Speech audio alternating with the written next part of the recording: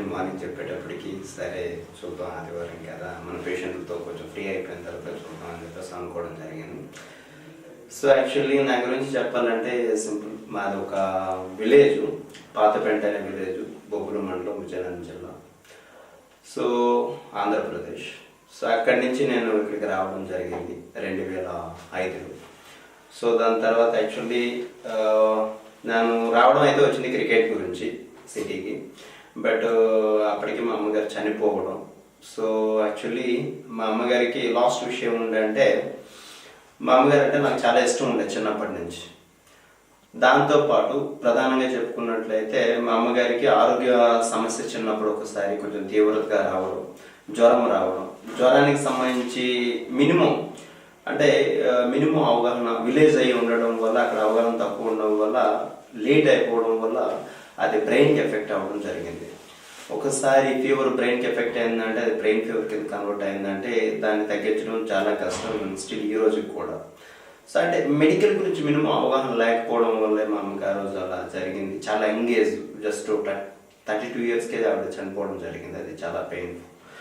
So అప్పుడు నేను అనుకున్నాను, నా వల్ల ఇంకడికి లైఫ్లో ఏదైనా ఇలా హెల్త్ ప్రాబ్లంతో సఫర్ అయ్యే వాళ్ళకి ఏమైనా చేయాలి అని చెప్పేసి ఒక కోరుకుండే.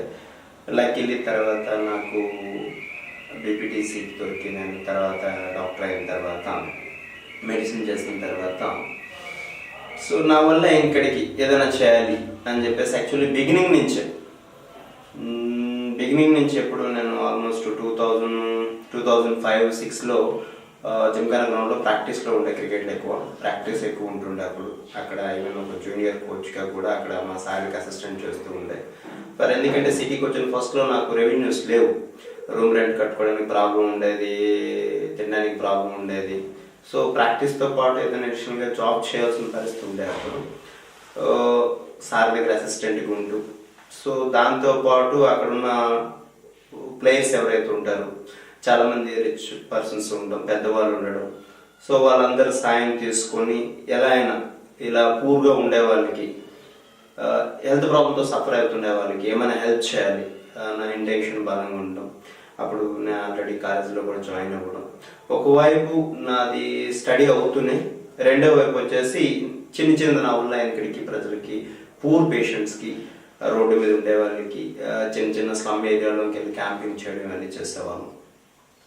ఇలా స్లోలీ అయిన తర్వాత 2008లో ఒక ఆర్కేస్ మదర్ తెరేసా అనేది ఒక సంస్థను స్థాపించగలిగాం. ఎందుకంటే కోర్ ఇంటెన్షన్ ఏంటంటే ఫైనల్గా పూర్ పేషెంట్లకి హెల్ప్ చేయాలి వీలైనంత వరకు. ఎందుకంటే డబ్బున్న వాళ్ళు ఎఫోర్డ్ చేయగలరు, ఎక్కడికైనా వెళ్ళగలరు, బట్ పూర్ పేషెంట్స్ ఎక్కడికి వెళ్తారు, వాళ్ళు ఎఫోర్డ్ చేయలేరు. సో అలాంటి వాళ్ళ గురించి ఏమైనా చేయాలని ఇంటెన్షన్ ఉండే. బట్ అప్పటికి నా పరిస్థితి, నాకే రూమ్ రెంట్ కట్టుకోవడానికి ఇబ్బంది ఉండే పరిస్థితి. ఫస్ట్ ఏంటంటే అల్టిమేట్గా రెవెన్యూ సోర్సెస్ నేను స్టెబిలిటీ అవ్వాలి, రెండోది నా ఫ్యామిలీ స్టెబిలిటీ అవ్వాలి. దీని తర్వాత నా వల్ల ఇక్కడికి నేను సమాజంలో ఏమైనా హెల్ప్ చేయాలి, నా వల్ల ఇక్కడికి అనే విధంగా ప్రయత్నం చేస్తాను. సోర్సెస్ ఉండాలి, దీంతో పాటు సర్వీస్ మోటో కూడా ఉండాలి. సర్వీస్ చేయాలి పూర్కి, పేదవాళ్ళకి, ఎవరైతే అఫోర్డ్ చేయలేరో పేషెంట్స్గా. సో ఇలాంటి వాళ్ళకి హెల్త్ పైన అవగాహన కల్పించాలి అని డిసైడ్ అయ్యి ఈ హోమ్ కేర్ సెగ్మెంట్ని ఎన్నుకోవడం జరిగింది. ఎందుకంటే బేసికల్గా పేషెంట్స్ ఇంటి దగ్గర ఉండేటప్పుడు ఇంట్లో ఉండే వైఫ్ అండ్ హస్బెండ్కి పేషెంట్ చూడడానికి అవ్వకపోవచ్చు. ఎందుకంటే ఈరోజు రేపు వైఫ్ అండ్ హస్బెండ్ ఇద్దరు కూడా జాబ్ చేస్తే కానీ గడవని పరిస్థితి ఉంది. ఈ టెక్నాలజీ డెవలప్ అయ్యే కొద్దీ హౌస్ వైఫ్స్ అనేది చాలా తగ్గిపోవడం జరిగింది. సో అప్పుడు ఏంటంటే ఇంటి దగ్గర ఉన్న ఈ పేషెంట్స్కి ఎవరైనా చూసుకోవడానికి కావాలి. సో ఫర్ ఎగ్జాంపుల్ ఆపరేషన్ అయిపోయిన తర్వాత ఒక పేషెంట్ ఇంటికి వెళ్ళారంటే వాళ్ళకి తెలియదు, ఆ పేషెంట్కి కొంచెం ఏమైనా ప్రాబ్లం అన్నా టెన్షన్ పడడం, ఇది అవ్వడం, సఫర్ అవ్వడం, వరి అవ్వడం జరుగుతూ ఉంటుంది. ఇలాంటి అన్నింటికి ఏంటి మార్గం ఆలోచించేటప్పుడు పేషెంట్ ఇంటికే నర్స్ని, పేషెంట్ చూసుకోవడానికి కేర్ టేకర్ని, అండ్ ఏదైనా ఎమర్జెన్సీ ఉంటే ఒక డాక్టర్ని పంపిస్తే బాగుంది కదా అని చెప్పేసి ఇప్పుడు 2015-14లో ఏవైతే కొన్ని కార్పొరేట్ కంపెనీస్ కాల్ హెల్త్, పోడియా, నైటింగల్స్ అని చెప్పేసి వచ్చాయో, ఈ సెగ్మెంట్లో మంచి పొటెన్షియాలిటీ ఉంది, దీన్ని ఫ్యూచర్ గ్రోత్ ఉంటుంది అని చెప్పేసి వచ్చాయో, నేను 2008లోనే ఈ విధంగా అనుకొని ప్లాన్ చేసి, సో ఒకటి మెయిన్ ఇంటెన్షన్ ఏంటంటే సర్వీస్ ఇంటికి ఇవ్వాలి, ద సేమ్ టైం రెవెన్యూ కావాలి, ఈ రెవెన్యూతో ఉన్న వీలైనంత వరకు పూర్ వాళ్ళకి హెల్ప్ చేయాలి. సో ఇది మెయిన్ ఇంటెన్షన్ ఉండేది. చాలా మంది పూర్వాలు ఇంట్లో పెట్టుకోవడానికి వీలైతే నాకు ఓల్డేజ్ హోమ్ ఉండే. ఫస్ట్ సికింద్రాబాద్ మోండా మార్కెట్లో ఓల్డ్ పోలీస్ స్టేషన్ ఉండే. పోలీస్ స్టేషన్ ఆపోజిట్లో పెట్టాము. అక్కడ కొంతమందికి హెల్ప్ చేయగలిగాం. దాని తర్వాత ఇంకొంచెం రెవెన్యూస్ పెరిగేటప్పటికి మహేంద్ర హిల్స్లో సాయిబాబా ట్రస్ట్ అని చెప్పేసి ఒకటి ఉంది. ఆ పక్కన ఒక బిల్డింగ్ ఉంటుంది. అక్కడ ట్రస్టీ చాలా మంచి వ్యక్తి సంజయ్ రెడ్డి. ఆయన చాలా చాలా రీజనబుల్ ప్రైస్లో అది మనకి ఇవ్వడం జరిగింది. అక్కడ కూడా ఒక 15 మంది పేషెంట్స్ వరకు, ఒక 3 రూమ్లు ఉండేవి పెద్దవి, ఒక 15 మంది పేషెంట్స్ వరకు మనం పూర్వాల్ని హెల్ప్ చేయడం జరిగింది. అక్కడ ఒక 2 years అయిన తర్వాత అది చిన్నది అయిపోయింది. అక్కడ ఇంకా ఆర్మీ గ్రౌండ్స్ పక్కన ఉండడం, పాములు రావడం వల్ల ఈ జనకూర్ కాలనీలో కొంచెం పెద్ద బిల్డింగ్ దొరికిందని చెప్పేసి ఇక్కడికి వచ్చాం. సో యాజ్ యూజువల్ ఈ సిగ్మెంట్కి, హోమ్ కేర్ సెగ్మెంట్ ఏదైతే ఉందో అది పొటెన్షియాలిటీ ఎక్కువ ఉండడం వల్ల రెవెన్యూస్ కొంచెం బాగా రావడం జరిగింది. అల్టిమేట్లీ నాకు ఫైనాన్షియల్ ప్రాబ్లం కాకుండా నేను లైఫ్లో ఎప్పటికైనా ఒక 10 మందికి హెల్ప్ చేస్తే చాలు అనుకున్నా, కానీ నెలకి కనీసం ఒక 20-30 మంది పేషెంట్కి హెల్ప్ చేసే కండిషన్ దేవుడు నాకు ఇవ్వడం జరిగింది. సో దాంతోపాటు కొంచెం పెద్ద బిల్డింగ్ తీసుకొని ఎక్కువ మంది, ఎందుకంటే రెవెన్యూస్ ఎక్కువగా ఉన్నాయి, సో అల్టిమేట్లీ ఇంకా ఎక్కువ మందికి హెల్ప్ చేద్దాం అని చెప్పేసి ఆ ఫర్మ్ నుంచి వచ్చే దీంతోనే కొంతమంది పేషెంట్ అడాప్ట్ చేసుకోవడం చేయడం జరిగింది. ఆ పేషెంట్కి ట్రీట్మెంట్ వైజ్ ఒక 20 నుంచి 25 మంది పేషెంట్లు నా దగ్గర ఫ్రీగా ఉండేవాళ్ళు. ఇప్పుడు 2013 and 12 టైంలో కనీసం 20 నుంచి 25 మంది పేషెంట్స్ ఫ్రీగా ఉండేవాళ్ళు. వీళ్ళందరికీ అకామిడేట్ చేయడానికి కొంతమంది నర్సులు, డాక్టర్లు కూడా పెట్టడం జరిగింది. And home care segment different, అది సక్సెస్ఫుల్గా అవుతూ ఉంటుంది. అక్కడ ఎవరైతే ఎఫోర్డ్ చేయలేరు, ఎవరైతే పూర్ ఉంటారో వాళ్ళు మనం ఓల్డేజ్ హోమ్ షిఫ్ట్ చేయడం, అక్కడ కంప్లీట్లీ ఫ్రీ ఆఫ్ సర్వీసెస్ అన్ని ప్రొవైడ్ చేయడం, మన వల్ల అయిన ఇక్కడికి వాళ్ళకి హెల్ప్ చేయడం జరిగేది. అండ్ ఇలా జరిగే ప్రాసెస్లో ఆ ఓల్డేజ్ హోమ్ చూసుకోవడానికి పెట్టినటువంటి ఒక అన్నపూర్ణ అనే ఒక అమ్మాయికి యాక్సిడెంట్ అయింది. మన దగ్గర డ్యూటీ వెళ్ళిపోయేటప్పుడు డ్యూటీ అయిపోయి ఇంటికి వెళ్ళే క్రమంలో ఆర్టీసీ బస్సులో యాక్సిడెంట్కి గురైంది. పాపం మజిల్స్, ఆర్టరీస్, బోన్స్ స్మాష్ అయిపోయే కండిషన్కి వచ్చేసింది. ఎలా అంటే completely bleeding, see the pictures. Helpless condition ఉండే. దగ్గర దగ్గర ప్యాన్ ఆఫ్ ఒక 4 months లోపు ఆవిడికి ఆల్మోస్ట్ 1.5 months ఆపరేషన్స్కి గడిచిపోయింది. 16 operations, plastic surgeries. So Gandhi hospital, Osmania hospital, KIMS, ఇలా చాలా హాస్పిటల్లో కొన్ని ఆపరేషన్ చేయించడం, పోస్ట్ ఆపరేషన్ కేర్ అంతా మళ్ళీ మా హెల్త్ కేర్ సెంటర్లో ఇవ్వడం. ఇలా ఈ ఉన్న కండిషన్లో అమ్మాయిని ఒక 5 నెలల్లో నార్మల్ కండిషన్ తీసుకురావడం జరిగింది. దగ్గర దగ్గర నేను ఒక 25 lakhs పర్సనల్గా అమౌంట్ ఇమీడియట్గా ఖర్చు పెట్టి ఆ అమ్మాయికి అన్ని ఆపరేషన్ చేయించి నార్మల్గా తీసుకురావడం జరిగింది. ఎందుకంటే మనం డబ్బులు ఎప్పుడైనా సంపాదించుకోగలం, ప్రాణాన్ని అయితే సంపాదించుకోలేం కదా. రెండోది ఏంటంటే అది హెల్ప్లెస్ కండిషన్, మనం ఏం చేయలేము, డాక్టర్ గారు వదిలేయండి అని నా ఫ్రెండ్స్ కూడా చాలామంది, నా కొలీగ్స్ కూడా అడ్వైజ్ ఇచ్చే టైమింగ్ ఉంది. బట్ అప్పుడు లక్కీలీ మోరల్ సపోర్ట్ మా మిస్సెస్ భాగ్యం చాలా హెల్ప్ చేస్తారు నాకు. ఆమె తనే దగ్గర ఉండి ఆ పేషెంట్ చాలా బాగా చూసుకోవడం, చాలా మంచిగా ఇచ్చేస్తారు ఆవిడ. ఇలా వచ్చేటప్పటికి ఏంటంటే ఆ అమ్మాయికి ఆల్మోస్ట్ 4 నుంచి 5 months లోపు మనం ఒక కండిషన్కి తీసుకురాగలిగాం, నార్మల్ కండిషన్కి. ఆవిడ మళ్ళీ జాబ్లో జాయిన్ అయ్యే కండిషన్కి. ఇది చాలా మిరాకిల్. ఎందుకంటే అమ్మాయి పని చేస్తే కానీ వాళ్ళ ఫ్యామిలీలో గడవని పరిస్థితి. ఎందుకంటే 4 కూతురు వాళ్ళకైతే ఈమె మొదటి కూతురు. ఈమె పంపించే శాలరీ మీదే మిగిలిన వాళ్ళ చదువులు అయ్యాయి. ఎందుకంటే వాళ్ళ అమ్మా నాన్న చేసేది హమాలి పని. ఖమ్మంలో ఒక రూరల్ ఏరియాలో పాపం వాళ్ళు ఒక లంబాడి. సో అలాంటి పూర్ కండిషన్లో ఉండేవాళ్ళు. అన్ని ఆపరేషన్స్ అంటే వెరీ ఎక్స్పెన్సివ్. సో ఇప్పుడు ఆ ఆపరేషన్స్ ఇమ్మీడియట్గా చేయించకపోతే ఆమెను కాపాడలేం.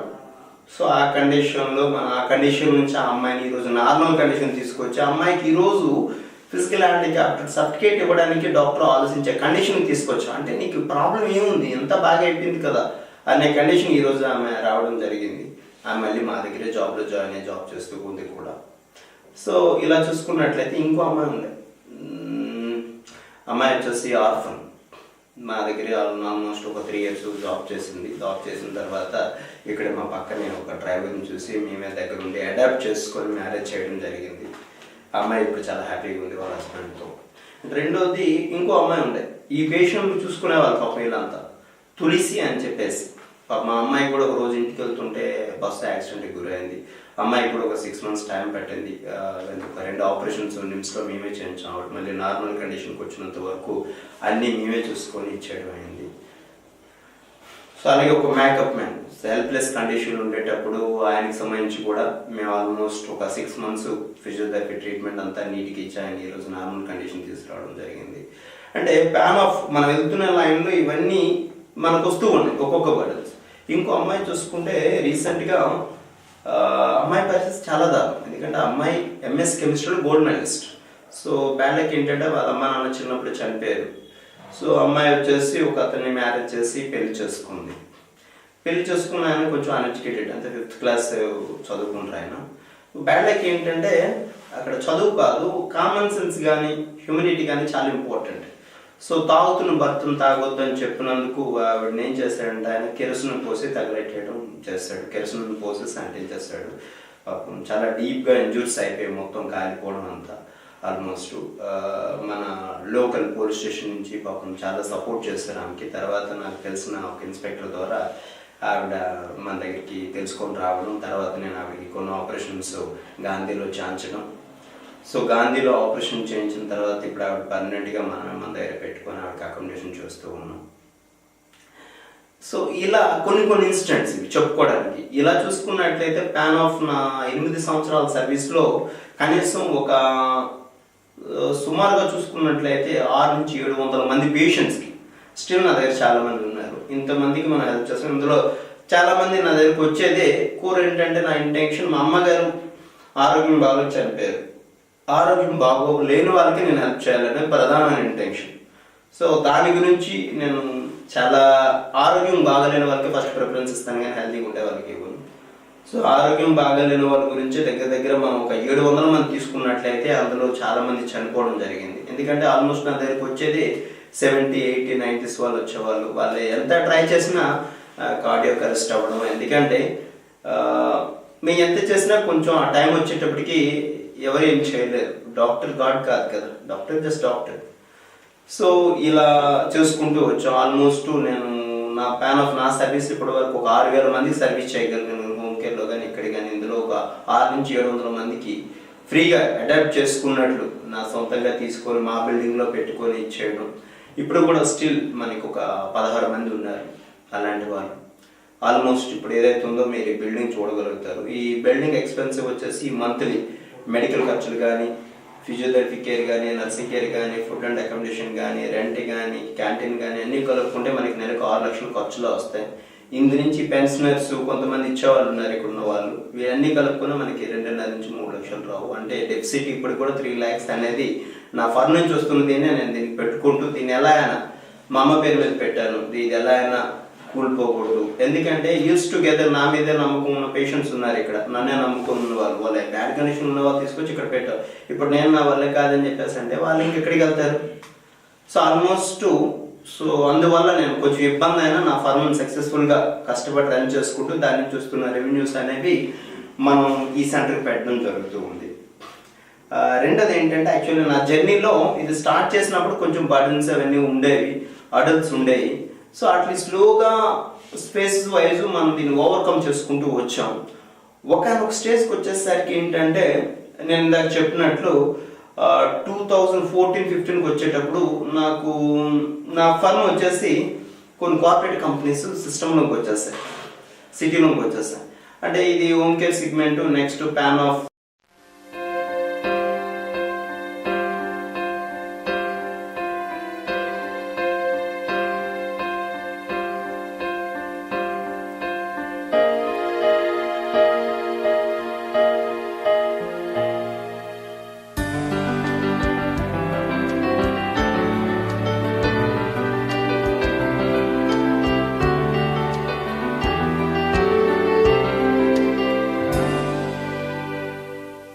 జర్నీ 2008 నుంచి ఆల్మోస్ట్ చాలా హ్యాపీగానే జరిగింది. ఇప్పుడు 2015 వరకు చాలా సక్సెస్ఫుల్గా ఫర్మ్ రన్ అయింది. ఫర్మ్ నుంచి వస్తున్న రెవెన్యూస్ చాలా వరకు సర్వీసెస్గా ఉపయోగించేవాడిని, చాలా సక్సెస్ఫుల్ ఉంటాయి. అండ్ రెండోది ఏంటంటే 2015లో కొన్ని కార్పొరేట్ కంపెనీస్ మార్కెట్లోకి వచ్చేయడం జరిగింది. కార్పొరేట్ కంపెనీస్ అంటే ఈ హోమ్ కేర్ సెగ్మెంట్ చాలా పొటెన్షియాలిటీ ఉంది, దీనికి నెక్స్ట్ ప్యాన్ ఆఫ్ ఫ్యూచర్ అంతా ఇదే ఉంది అని చెప్పేసి hundreds of crores దీనిలో ఇన్వెస్ట్ చేయడం జరిగింది. Like Call Health, Portea, Nightingale, so ఇలా కొన్ని కంపెనీస్.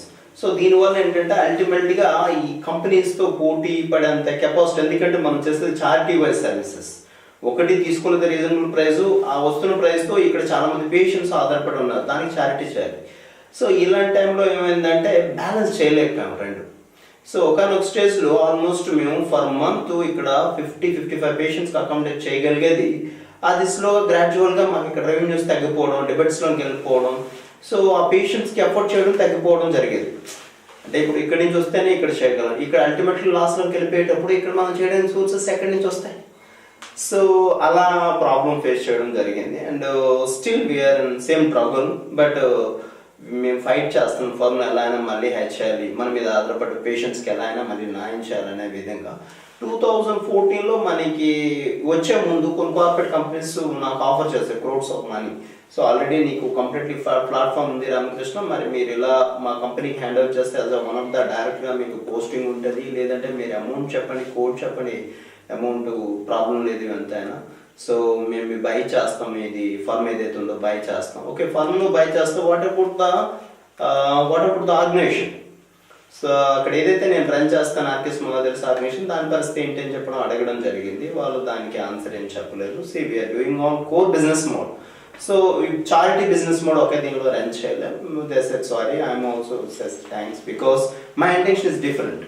నా ఇంటెన్షన్ ఏంటి, చేసిన ఇక్కడికి సర్వీస్ చేయాలి, అట్ ద సేమ్ టైం చేసిన సర్వీస్కి అమౌంట్ తీసుకున్న ఆ అమౌంట్ వేరే విధంగా ఉపయోగపడాలి.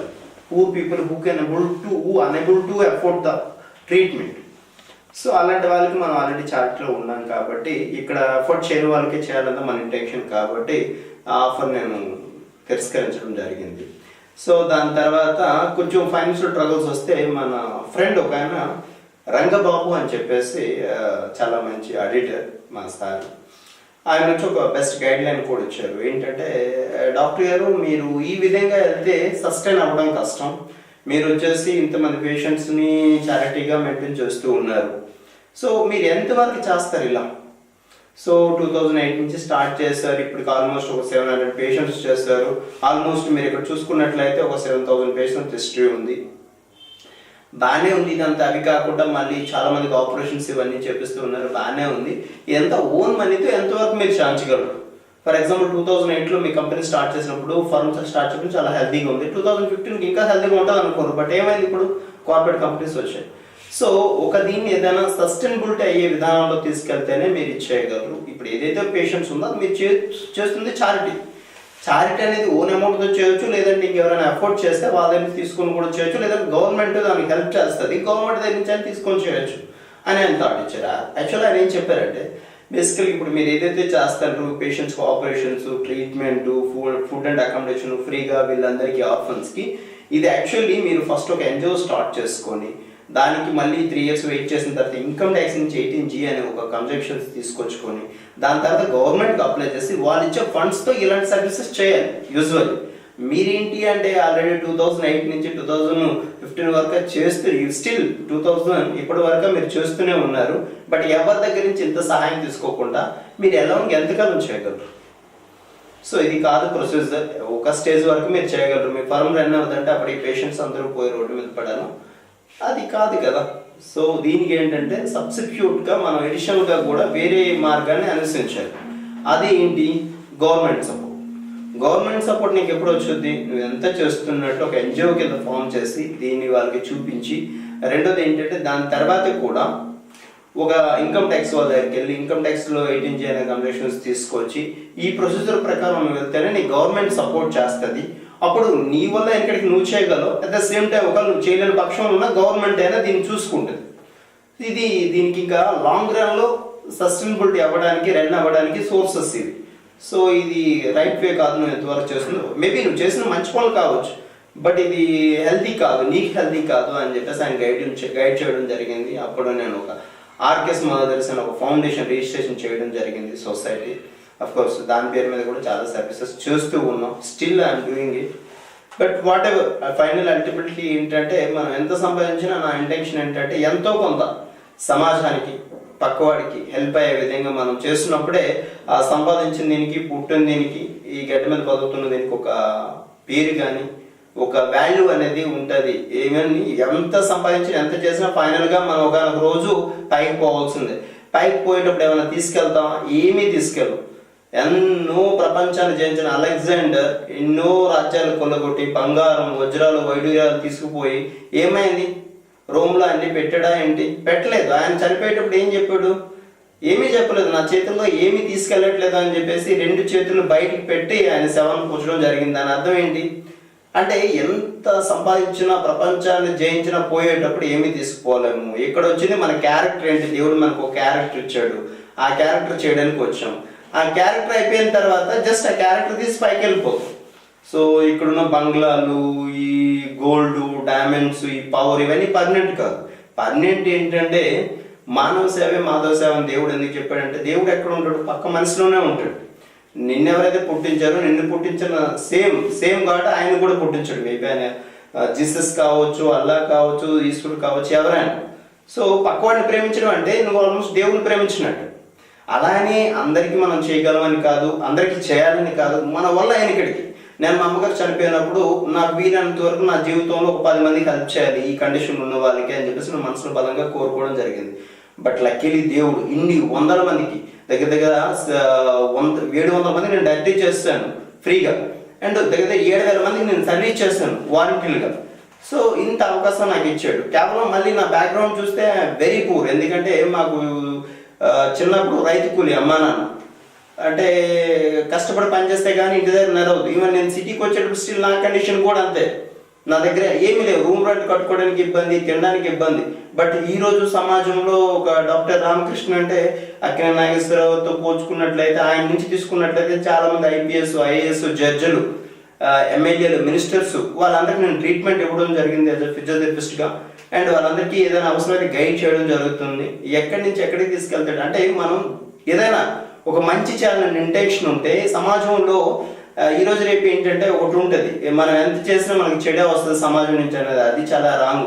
అందరూ చెడ్డవాళ్ళే ఉన్నారనే ఒక డైలాగ్ కూడా ఉంది, అది చాలా రాంగ్. మనం మంచి ఇంటెన్షన్తో మంచిగా చేస్తూ ముందుకు పోతూ ఉంటే ఖచ్చితంగా లైక్ మైండెడ్ పీపుల్ చాలామంది వస్తూనే ఉంటారు, చాలామంది హెల్ప్ చేస్తూనే ఉంటారు. కాకపోతే అది ఇప్పుడు కాకపోవచ్చు, ఇంకొద్ది రోజులు పట్టవచ్చు, ఇంకొన్ని సంవత్సరాలు పట్టవచ్చు, అంతవరకు వెయిట్ చేయాలి. స్టిల్ దెన్ మనం అయితే ట్రగుల్ చేయాల్సింది. వీలైనంత వరకు ఎంతో కొంత ఆపదలు ఉండేవాడికి హెల్ప్ చేస్తే అది మనకి అకౌంట్లో క్యాష్ అలా డిపాజిట్ చేసుకుంటాం. ఇది కూడా అంతే అనమాట. ఖచ్చితంగా నీ అకౌంట్లోకి మళ్ళీ నీకు అవసరమైనప్పుడు గాడ్ నీకు ఖచ్చితంగా అదే రూట్లో హెల్ప్ చేస్తారన్నది నేను బలంగా నమ్మే విషయం. సో మనం మొత్తం కాకపోయినా సమాజంలో బి ఏ సోషల్ హ్యూమన్గా ఉండేటప్పుడు మన వల్ల ఆయనకి పక్కవాడికి ఎంతో కొంత హెల్ప్ చేయాలి. అండ్ హెల్ప్ తీసుకునే కండిషన్ ఉన్నవాడికి హెల్ప్ చేయడానికి మించిన పుణ్యం కూడా ఇంకోటి లేదు. ఇది ఎన్ని గుళ్ళకి వెళ్ళి ఎన్ని పూజలు చేసినా, ఎన్ని వ్రతాలు చేసినా వచ్చేది అనేది నేను అనుకోవట్లేదు. పక్కవాడు ఎవడైతే సిక్తో ఉంటాడో వాడికి మనం వీలంత వరకు మన వల్ల మందుల సాయం కాదు, మాట సాయం అయినా చాలు. సైకలాజికల్ ట్రీట్మెంట్ అనేది ఉంది మన మెడికల్ సైన్స్లో. ఒకప్పుడు సెడిషన్స్ లేనప్పుడు ఆపరేషన్స్ ఎలా జరిగే సబ్ కాన్షియస్ని ట్యూన్ చేసి సైకలాజికల్ కౌన్సిలింగ్ ఇచ్చారు. ఒక వ్యక్తి బాగాలేనప్పుడు 10 మంది వెళ్ళి చూడాలని మన పెద్దలు ఎందుకు చెప్పారు, 10 మంది వెళ్ళి చూస్తే వాడికి ఒక సంతృప్తి, ఒక ఆత్మవిశ్వాసం అనేది బిల్డ్ అవుతుంది. ఆ సెల్ఫ్ కాన్ఫిడెంట్, ఆత్మవిశ్వాసం, ఆనందం నుంచి క్యూర్నెస్ అనేది ఆటోమేటిక్గా జరగడం జరుగుతుంది. ఎక్స్టర్నల్గా మనం ఎన్ని మందులు ఇచ్చినా ఇంటెన్షన్ అనేది ఫ్రీగా పీస్ఫుల్గా ఉంటేనే ఒక రోగ్ అనేది క్యూర్ అవ్వడం జరుగుద్ది. నేను చెప్పేది ఇది. సో వీలైనంత వరకు మీ పక్కన ఎవరినో ఒకళ్ళు, మీకు వీలైనంత వరకు మీరు సంవత్సరంలో ఒక పేషెంట్కైనా హెల్ప్ చేయండి. ప్రత్యేకించి చెప్పేది ఏంటంటే, మన హ్యూమన్ బాడీ అనేది great mission. So blood donation సంబంధించి అయితే మాత్రం మీరు వీలైనంత వరకు 6 మంత్స్కి ఒకసారైనా డొనేట్ చేయడం ప్రాక్టీస్గా చేసుకోండి. దాని ద్వారా మీకు ఉన్న పాత బ్లడ్ అనేది బయటకు పోవడమే కాకుండా కొత్త బ్లడ్తో ఇంకా మంచి ఉత్సాహంతో రిఫ్లెక్స్గా ఇదవుతాయి. ఏంటి డబ్ల్యూబీసీ కానీ, ఆర్బీసీ కానీ, ప్లాస్మాలోసి కానీ కొత్తగా ఉత్పత్తి అవ్వడం వల్ల ఇంకా ఎనర్జెటిక్గా ఉంటారు మీరు. సో బ్లడ్ డొనేట్ చేయడం కూడా చేయండి. దాంతోపాటు వీలైనంత వరకు మీ పక్కన ఉన్న పేషెంట్స్కి ఎంతో కొంత హెల్ప్ చేయండి, పక్కన ఉన్న పర్సన్స్కి, ఓల్డ్ ఏజ్ వాళ్ళకి, పేషెంట్స్కి. Thank you. Actually is my brother Nagabhushan. Present నేను మెడికల్ వైజ్ పేషెంట్కి అన్ని చూసుకున్నట్లయితే ఈయన ఇక్కడ దగ్గర ఉండి ప్రతి పేషెంట్స్కి వాళ్ళ అటెండర్స్తో మాట్లాడడం కానీ, కొంతమంది వచ్చేవాళ్ళు ఉండరు, వాళ్ళకి ప్రత్యేకించి వాళ్ళ పేషెంట్లు ఇంకా మా ఫ్యామిలీలో భాగంగా అనుకుంటూ, వాళ్ళని మా సొంత మనుషులుగా అనుకుంటూ వాళ్ళకి ప్రత్యేకించి చూసుకోవడం, డైలీ పరామర్శించడం, వాళ్ళకి కావాల్సిన బేసిక్ రిక్వైర్మెంట్స్ ఏవైతే ఉన్నాయో మా బ్రదర్ నాగభూషణం దగ్గర ఉండి చూస్తూ ఉన్నారు. సో ఈయన వచ్చిన తర్వాత నాకు చాలా రిలీఫ్ అనేది ఉంది. అంతకుముందు కోర్ టెన్షన్స్ ఎక్కువ ఉండేవి దీనిలో. ఈయన వచ్చిన తర్వాత అండ్ మా ఫ్యామిలీలో ఉన్న 3 అన్నదమ్ములు ఉన్నాయి యాక్చువల్లీ. సో మా ఫస్ట్ నేనైతే, రెండోది నాగభూషణ్, మూడోది సత్యనారాయణ. ఇలా ఫ్యామిలీ వైజ్ మేము కూడా అందరం కలిసి ఫ్యామిలీ వైజ్ ఒక యూనిట్గా ఉండి మా వల్ల ఆయనకి సర్వీసెస్ చేయడం జరుగుతుంది.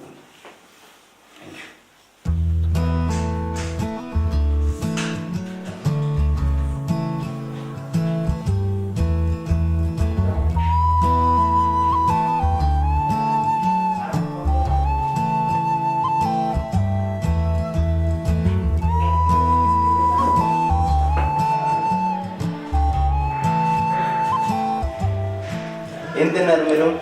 మార్నింగ్ ఏం తిన్నారు? ఏం కావాలండి, తగ్గిపోదు, సరేనా?